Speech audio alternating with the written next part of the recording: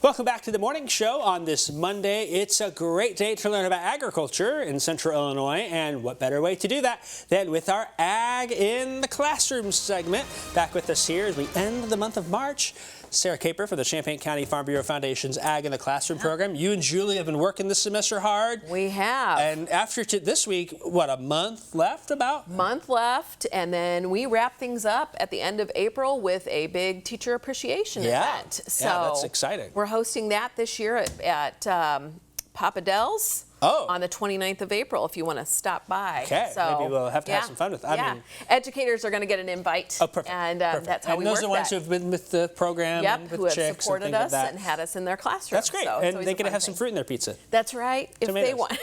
You're going back to that lesson a while ago. A couple weeks ago we learned about that. All right, let's talk about acids and bases. Okay. Okay, so what do you know about acids and bases? I always have to ask you first. Well, an acid is something that is going to, now that you ask me, I'm like, oh yeah, an acid is this. It's, it's like eats things. Right? Okay.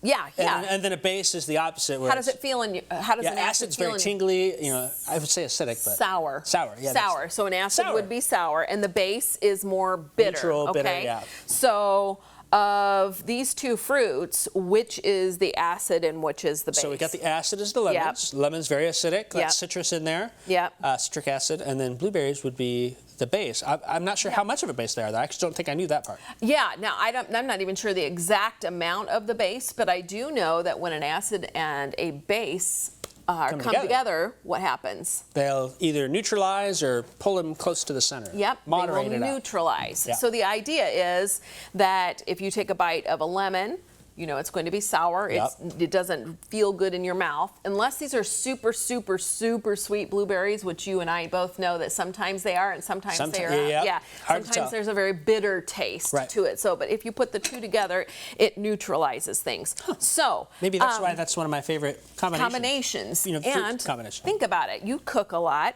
When you put blueberries in anything that you're baking, a lot of times they will say add a squeeze of lemon. Juice. That's going to help brighten it, bring that flavor out. That bright word, that's what I was looking for.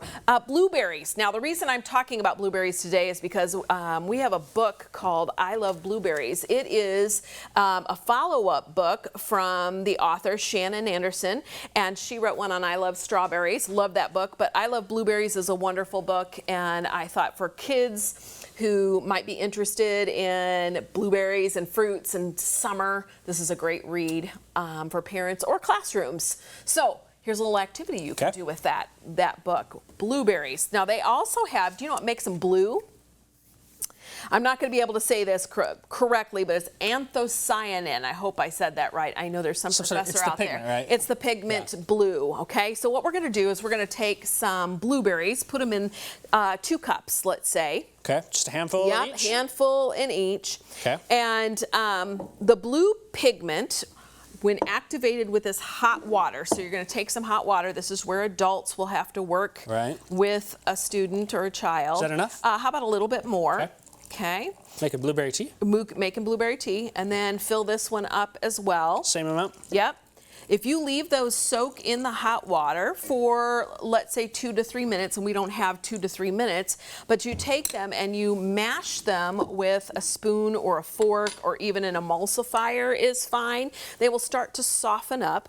And the water will change into a blue. Now, it may look a little milky, murky right now because of what we've got going on.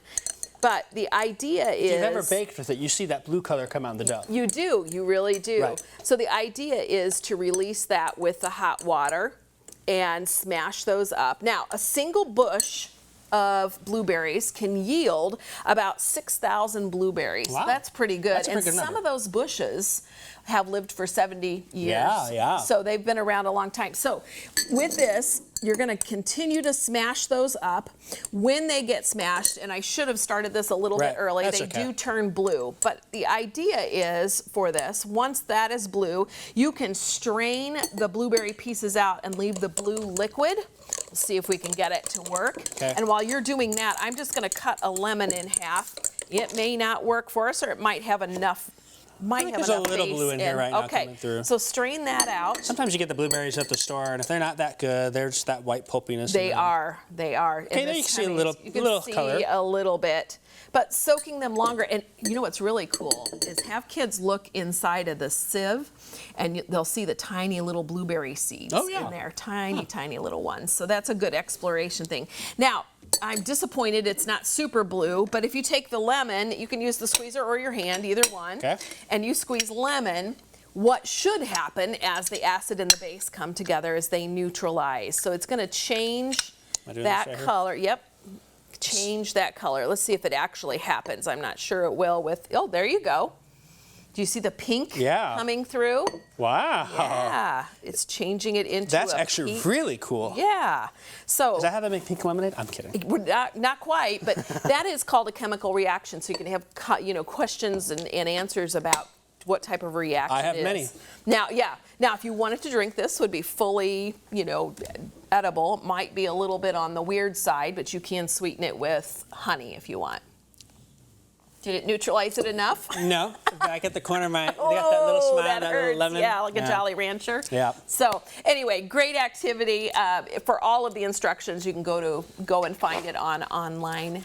This is a great resource as well. Yeah, real quick. It's a little chart. Get this because I like seeing that chart. One that ranges from an acid 0 all the way to the strongest base 14. Yeah. Neutrals in the middle there, and you can see all the different things that pop up. Yeah, we'll attach that as part of it. And you can access that. Perfect. So yeah. Great stuff. Sweet. All right, so there's that chart there with all the acids and bases. Lemon's down here, the 2 level, so that's good to see. If you want to connect with really close to the car battery. Did you notice that? that's reassuring. Have you ever put your tongue on a battery? Come on. I never plan to. Don't advise that. Don't do that, folks. Hey, here's what you can do, though. The color-changing blueberries lesson. We've got the resources, links, and more to all of that. Just head to our website, WCIA.com.